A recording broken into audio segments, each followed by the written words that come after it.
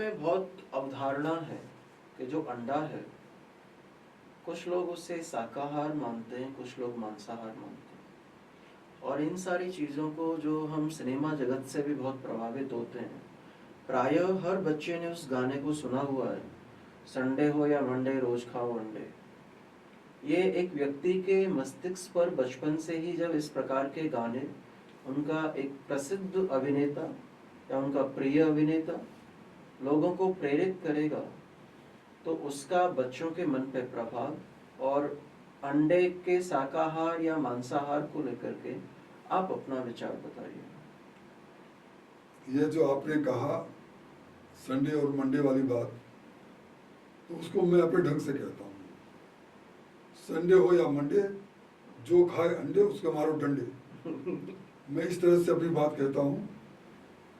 देखिए, शाकाहार क्या है? जो मिट्टी से, जो पेड़ पौधे से उत्पन्न होता है वही शाकाहार है। अगर किसी जानवर से कोई प्रोडक्ट आता है इस तरह का, जो वो शाकाहार में वो नहीं आएगा। जैसे मुर्गी अंडे देती है, वो अंडे अंडे में क्या होता है? अंडे में उसके जीव होता है। कोई भी जीव की प्रक्रिया अंडे से ही शुरू होती है, और वो अंडे ऐसे देती है कि उससे उसके चूजे निकलते हैं और दूसरे और उसके बच्चे होते हैं उससे। तो अंडा, वो अंडा अगर मिट्टी से बना, पेड़ पौधे से आया हो तब तो आप खाइए। अगर किसी और जानवर कहाँ से आता है देखिए, तो वो खाने लायक नहीं है। वो आप कहेंगे जीव हत्या कर रहे होते हैं, तो अंडा भी शाकाहारी नहीं है। निश्चित रूप से। हमारी वैदिक संस्कृति में सृष्टि प्रक्रिया के नियम के अनुसार भी 4 प्रकार की उत्पत्ति मानी गई है, जिसमें हम स्वेदज, अंडज, वीर्यज और स्थावर और जंगम इनको मान रहे होते हैं। स्वेदज वो होते हैं जो पसीने आदि दुर्गंध आदि से उत्पन्न होते हैं। वीर्यज वो होते हैं जो वीर्य से उत्पन्न होते हैं, लाइक जितने भी एनिमल हैं या मनुष्य हैं, जो रज वीर्य के समागम से। और अंडज उनको कहते हैं जो अंडे में से उत्पन्न हो रहे होते हैं। जितने भी पक्षी हैं प्रायः वो सब अंडज हैं। हर पक्षी का जन्म अंडे के ही माध्यम से होता है। और स्थावर जो पेड़ वनस्पति आदि हैं उनको हम कहते हैं। तो ये चारों ही योनियां हैं, 4 प्रकार की सृष्टि वो बोल रहे होते हैं। तो निश्चित रूप से अंडा है, उसे हम किसी भी स्वरूप में शाकाहार कैटेगरी में नहीं ले सकते हैं। और मैं आगे एक और बात पूछना चाहूँगा कि यदि कोई व्यक्ति स्वास्थ्य, पर्यावरण, करुणा, आध्यात्मिक उन्नति, इन चारों को ध्यान में रख के, स्वास्थ्य, करुणा, पर्यावरण और आध्यात्मिक उन्नति, इन चारों को ध्यान में रख के आहार चुनना चाहे, तो उसका आहार कैसा होना चाहिए? स्वास्थ्य कैसे होता है? स्वास्थ्य ऐसे होता है कि आपको समुचित आहार मिले। हम खाना खाते ही क्यों हैं? आहार क्यों लेते हैं? आहार इसी लेते हैं कि हमें अपना जीवन चलाने के लिए आहार की आवश्यकता है। अगर आहार आपका ठीक नहीं होगा, दूषित होगा, तो आपका स्वास्थ्य भी ठीक नहीं रहेगा। तो स्वस्थ रहने के लिए अच्छा आहार होना जरूरी है। और आगे आपने बात की कि आहार तो हो गया, स्वास्थ्य तो हो गया हमारा, आगे आपको कुछ और प्रश्न था उसमें? स्वास्थ्य, उसके बाद करुणा जी। तो हम जब किसी जीव की हत्या कर रहे होते हैं, तो ये आप मानकर चलिए कि सबसे पहले उस करुणा का नाश कर रहे होते हैं, जो हमारे अंदर स्वाभाविक रूप से होती है, होनी चाहिए। बिल्कुल, उसका हम नाश कर रहे होते हैं, तब जाके किसी का मान सम्मान प्राप्त होता है, किसी की मदद कर पाते हैं। तो इससे करुणा तो हमारी गई। और मनुष्य को करुणा का सागर कहा गया है, तो करुणा सागर कहा गया। अगर करुणा नहीं रही तो मनुष्य किस बात का? बिल्कुल। और इससे संबंधित मुझे एक बात याद आती है।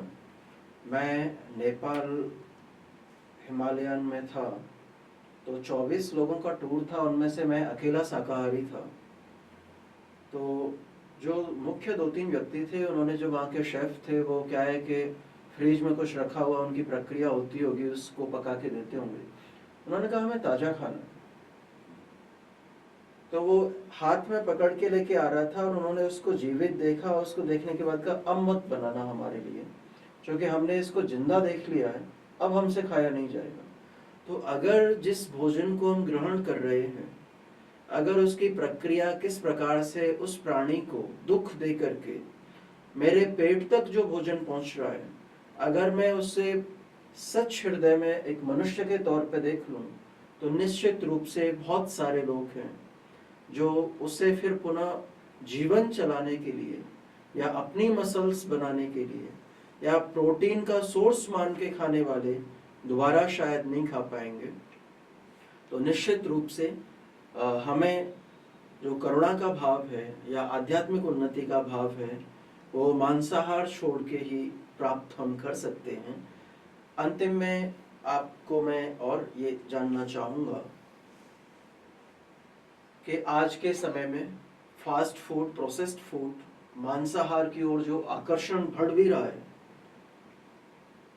ऐसे में परिवार और समाज का जो स्वस्थ आहार संस्कृति है, उसे कैसे विकसित किया जाए? देखिए, अभी जो है सब जो विचार सबके बन गए हैं, वो सब व्यवसायीकरण सबका हो गया है। हर चीज में उससे व्यवसाय नजर आता है, व्यापार नजर आता है और पैसे की कमाई नजर आती है। तो लोगों ने इसमें समाज को कहीं किनारे कर दिया है, मानवता को कहीं किनारे कर दिया है, और समाज में क्या खाना क्या नहीं खाना, कैसे रहना कैसे नहीं रहना, इन सब को छोड़ करके और वो अपने व्यापार में लगे हैं और उसका प्रचार प्रसार करते हैं। आप आज पाएंगे, पहले से मुझे अपना याद है, जो मेरा अपना होम टाउन है, वो वहाँ पर 70% ज़्यादा मुस्लिम रहते हैं। बट अपने बचपन में कभी हमने नहीं देखा कि खुले में कोई किसी जानवर के पक्षी काट रहा हो। आज जगह जगह पे सब कुछ ओपनली हो रहा है, खुले रूप में हो रहा है। बिल्कुल, ये सब जो कारण है, इससे प्रचार करते हैं। और टीवी पर कभी नहीं आता था पहले। अब आपने मुझसे बताया संडे मंडे की बात, वो भी आता टीवी पर। लोग अलग से उसका प्रचार अखबारों के और सब माध्यमों से करते हैं, मंदिर के माध्यम से करते हैं। ये सब जो चीजें हैं, ये मिला करके ये मांसाहार की तरफ लोगों का आकर्षण बढ़ाती है और वो ज़्यादा आकर्षित रूप में उसको रखते हैं। तो इसलिए भी लोग जो युवा हैं, जिनको हम समुचित ज्ञान नहीं दे पाते, वो आगे उसमें उधर आकर्षित हो जाते हैं। हमारा कर्तव्य क्या है? हम शाकाहार का प्रचार तो करें ही, साथ जो हमारे अपने घर के बच्चे हैं उनको इसका नुकसान भी बताएं। मैं अपनी बात बता रहा हूँ, करीब 33 देशों की मैं यात्रा कर चुका हूँ, विदेशों में। लोग कहते हैं विदेश में तो मांस खाते हैं, उसके बिना कैसे कोई रहेगा। मैं खुद जाता हूँ, मैं रहता हूँ और मुझे कहीं कोई दिक्कत आई नहीं, सिवाय इसके कि 2-4 दुकानें छोड़ के हमें कहीं जाना पड़ता है शाकाहार के लिए। बट जापान, चाइना, हर जगह मुझे शाकाहारी भोजन मुझे मिला। मेरा अपना बेटा मेक्सिको में है, वो शाकाहारी भोजन करता है, जो सब मांसाहार वहाँ पर करते हैं अधिकतर लोग। तो इस तरह से आपकी क्या आदत है वो आप पर निर्भर करती है, आप क्या खाना चाहते हैं क्या नहीं खाना चाहते हैं। बाकी सब बहाना है। ऐसा कोई स्थान नहीं विश्व में जहाँ पेड़ पौधे उगते हों और शाकाहार खाना न मिलता हो। बिल्कुल, ये क्यों हमारे भोजन पर निश्चित वो करता है, हमें अपनी आदतों पर करता है और कितना हम दूसरे प्रभाव में आ जाते हैं उस पर निर्भर करता है। और मेरा ये भी मानना है कि 1-2 दिन की यात्रा अगर आपको करनी भी पड़े, हमारे यहाँ तो कई दिनों का, सप्ताह का व्रत उपवास किए जा रहे होते हैं। उन समस्त व्रत उपवासों को ध्यान में रखते हुए अगर कई बार हमारी परिस्थिति अनुकूल न भी हो, भूखा भी रहना पड़े, तो भी हमारे अंदर की जो करुणा का भाव है उसे हमें जिंदा रखना चाहिए। और जो आपने कहा भी कि आजकल प्रचलन भी हो रहा है, ये हम सब देखते हैं, हमने भी देखा ही है। जब हम गुरुकुल में थे, एक बड़ा सुंदर सा गीत हमने सुना था। मैं आज के युवाओं के लिए इस गीत के माध्यम से इस विषय को हम यहीं विराम करेंगे। मुझे वो कवि जी का नाम याद नहीं है, लेकिन उसकी कुछ पंक्तियां इस तरीके से थीं। देख बंदे तेरी क्या यही बंदगी, तू किसी जीव पर जुल्म ढाया न कर, अपनी 2 इंच लंबी जुबां के लिए बेजुबानों पे छुरियां चलाया न कर। थोड़ी सी देर के स्वाद के लिए, जो बहुत स्थायी नहीं है, जो शरीर के लिए भी लाभकारी नहीं है। आपको किसी को भी मार के अगर भोजन प्राप्त होता हो तो हमारी संस्कृति ये कहती है कि ऐसे भोजन को प्राय भारत जैसी जलवायु में हमें कभी भी ग्रहण नहीं करना चाहिए। ये हमारे मनुष्य का आहार नहीं है। सत्य शुद्धि आहार शुद्धि सत्य शुद्धि सत्य शुद्धि दुर्वा स्मृति युक्ताहार विहारस्य युक्त चेष्टसु कर्मसु।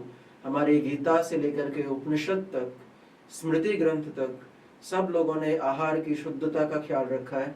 तो विजय जी, आपका बहुत बहुत धन्यवाद इस विषय में अपने सुंदर विचार रखने के लिए। आप सभी दर्शकों का भी हम तहे दिल से वैदिक उत्थान की ओर से स्वागत करते हैं। ओम नमस्ते।